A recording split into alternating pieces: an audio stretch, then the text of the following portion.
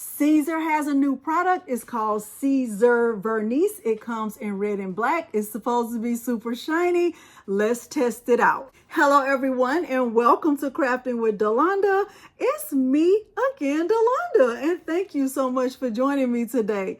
You know what? I racked my brain all night trying to figure out what file I wanted to use with this new Siser heat transfer vinyl. And I just finally decided that I will use one of my files because I know I have the perfect file for this HTV. So we are going to get right into the tutorial. If you're interested in grabbing the file, it is available in my Etsy shop as well as on my website. Now we are going to dive right into the things, and at the end of this video, if you find it helpful, please remember to like the video, subscribe to my channel, and turn on the bell for notifications because I do upload new content every single week. Now, without further ado, let's look at the materials and dive right in to Cricut Design Space. The materials I'm using for this tutorial include my Cricut Maker. I use white Siser Strip Flock Pro, the new Siser Vernice in red and black. I use a green standard grip mat and a black Gildan heavy cotton shirt. And I'll use a weeding tool to weed the vinyl away. The file that I'm using is my file. You can find it in my Etsy shop or on my website. Now let's head over to Cricut Design Space. I am in Cricut Design Space, and the first thing I'm going to do is look at the version of Cricut Design Space that I'm using. There's the live version and the beta version. I typically keep mine on live. So right now my application experience is on live. I'm going to keep it there. I just want to show you that so you can double check what version you're using. I'm going to show you two ways to use to bring in a file and use it for a t-shirt. So the old way that I would do this is that I would just go into the canvas and I will click on upload, and I'm going to use this image right here. This is my file. It's available in my Etsy shop and on my website. So when the file comes in, I'll see other files that are similar to mine that are not mine. Okay, so if you don't like mine, you can definitely see others that are similar to it. All right, so what I'm going to do now is bring the view down on the canvas, and I can still see that the file is 12.15 by 11.38, and that would definitely be too big for a medium shirt. So I'm going to bring it down just by dragging the corner here, and let's say I want to bring it down to like 10.6. I'm not unlocking the proportions or anything like that, but if you were making this file and you wanted it to be wider or taller, you could definitely do that. The next thing I'm going to do is start to change the colors because I'm using a layer of white Strip Flock Pro, and I'm going to be using the Siser Vernice, which can be layered on top of Strip Flock Pro. And the reason why I'm layering it is because my shirt is black, and I kind of want to break up this black layer here. So I'll click over here in the layers panel, and I can look and see the drop down. I can tell that I have 4 layers. The inside layer of she is right now is blue. I'm going to just change it to red. And then these words over here, these are green. I'm also going to change those to red. I'll keep the black layer just like it is, and I'll select all of it, the whole file, and I will click on offset. Now, for those of you who have been wondering where the offset go, is still up here at the top panel. You just have to make sure that you have something selected on the canvas. So I'll click on offset, and I'll bring my offset down to 0.06, and I will click apply. Now the offset turns black, but I actually want it to be white, and that looks great to me. So now if I change the background color, you'll be able to see it a little bit better. Let's change the background color to black, and we can see that this is how the file will look when I place it on my shirt. Now typically I would have had to go in and kind of attach all of the red layers, but with the updates in Cricut Design Space, I won't have to do that. So let's look and see what happens if I click make. But before I do that, let's double check the size of this. 10.7. I think that's a fair size.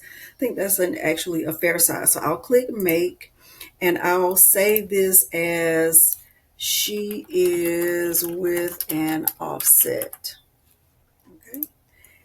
And let's see what happens. Okay, so I have one mat, that's the white layer of Strip Flock Pro. Then I have a second mat, that's the black layer that's going to go on top. Then I have a third mat, which are the letters and the words. And then I have a fourth mat, and I'm not sure why this is like this. And if I really didn't want this to be cut separately, I could just move this to this mat right here so it could all cut together, which would make a lot of sense. So I would probably do that. So I would end up with 3 mats. Now I'm not going to cut this. I want to look at the other way of making a shirt with the updates in Cricut Design Space. So let's go back to home and let's click on this option right here to see the difference. Oh, let's go back first. So once I click here, since I don't have any template selected, there is no preview option. So if you're wondering, where's the preview option that you talked about in your previous video, you don't have that option if you're not using the T-shirt template. Okay, so let's go back and let's click on Iron On T-shirt this time. And this time I am going to select the women's, let's click on women's medium, and I want to change the size. Let's go with 10.6 this time, 10.6. And let's change this. Let's just keep it as a square, 10.6. And let's click create. And now I have a perfect square, and I can look down here and see the size. So there's that preview option that I didn't have previously. I can click on upload. I would upload the file. I would click add to canvas. And now the file is here, and the file it fits in this 10.6 by 10.6 area. I can still close out the related images, and I can still add an offset. So with the file the way that it is right now, let's go ahead and do that. Now the size of this is still not as big as I want it because it's not really filling up the template. So let's kind of make it bigger. Let's see if I can extend beyond. Okay, I can still go beyond the square that's here, which is fine. Okay, so let's add the offset. And remember, the offset is 0.06. I will click apply and change the offset to white. And let's see what the preview looks like. Let's click on preview. And that's what the preview looks like. I think this is great. Now let's click make and see if the options or the mats, the number of mats will be the same. Now remember, the first time I was given the option of having 4 mats, but I need to change my colors. Let's click right here. Let's remove that preview and let's go into the layers. Let's look right here. We want this to be red, and we want these words to be red also. Okay, and everything else is the same. So now let's go ahead and click make and see what happens. Okay, so this automatically gives me the option to have 3 mats. I didn't have to move this red layer over, which is perfect for me. Now it looks like my exclamation point is cut off. So let's go back and see what happened. Maybe because, okay, so anything that's sticking outside of the square gets cut off. So be very careful about that.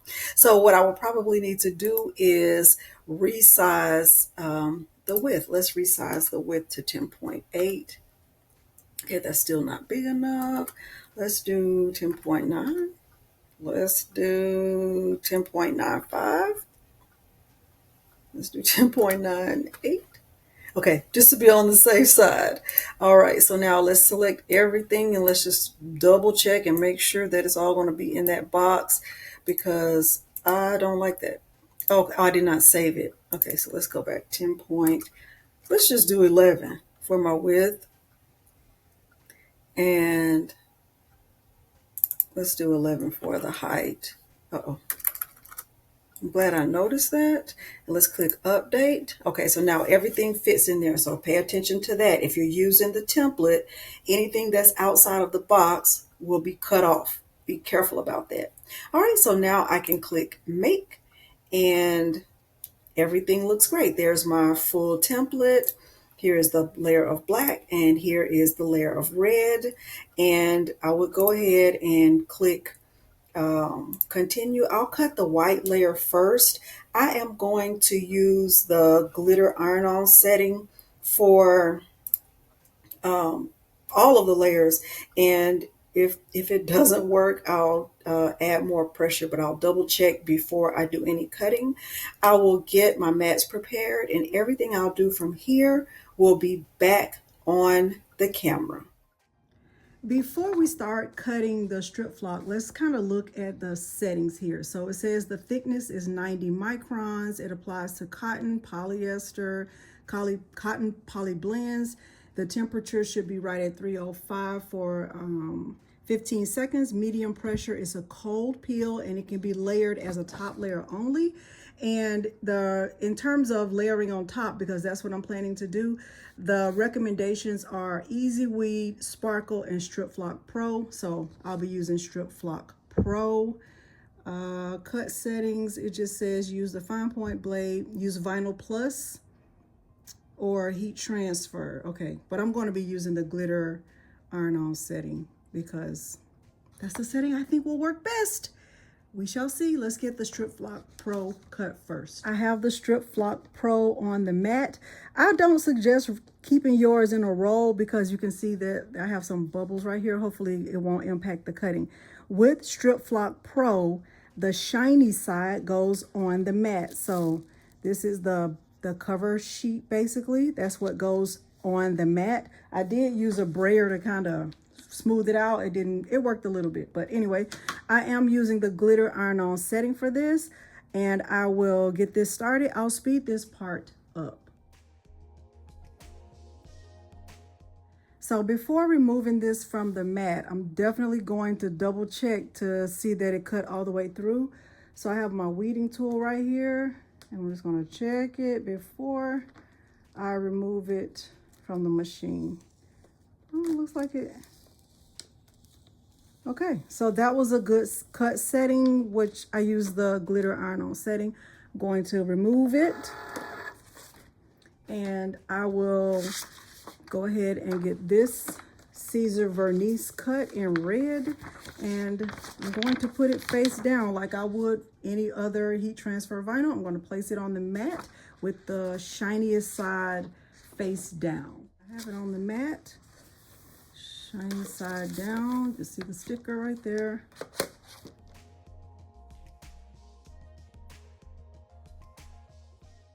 All right, let's take a look at it and see how it did with this cut setting. This is thick.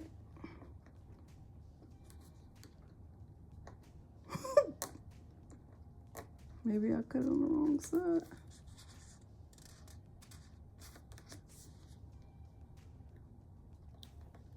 Oh, wow. Okay, so that setting worked. It's just hard to peel it up initially. So I'm going to go with that setting, glitter iron-on. I have the heat press heated up to 310 degrees Fahrenheit for 15 seconds.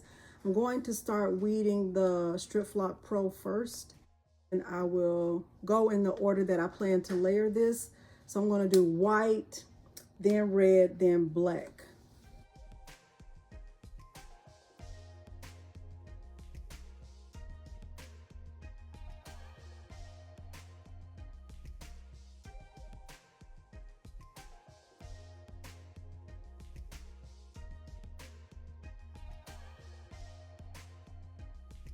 I have my shirt folded in half. I'm going to press the crease down the middle, just like I always do. Just a quick pre-press.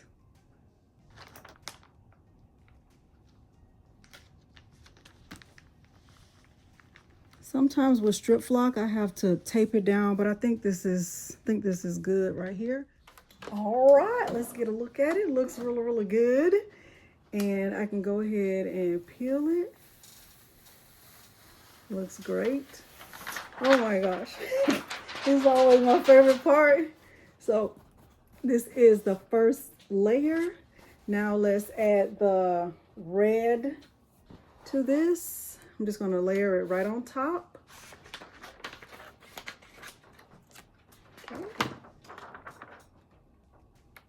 Just like this. Oh my goodness. This looks so good. This looks so good. I think I'm not going to add anything to it. I'm just going to press it just like this. You shall see. I'm going to press it for the full amount of time because I don't know. Oh, and it's a cold peel, so I better press it for the full amount of time. I'm excited. Okay. Ooh. This is how it looks so far. This is how it looks so far. It looks so good. I could really stop right there, but I still want to add the black layer on top. But I am going to let this cool off, and then I'll peel it once it cools down. Okay, so I think this layer has completely cooled down. So let's go ahead and peel it. Oh my goodness. Oh my goodness. Look at how shiny that is. Oh my goodness.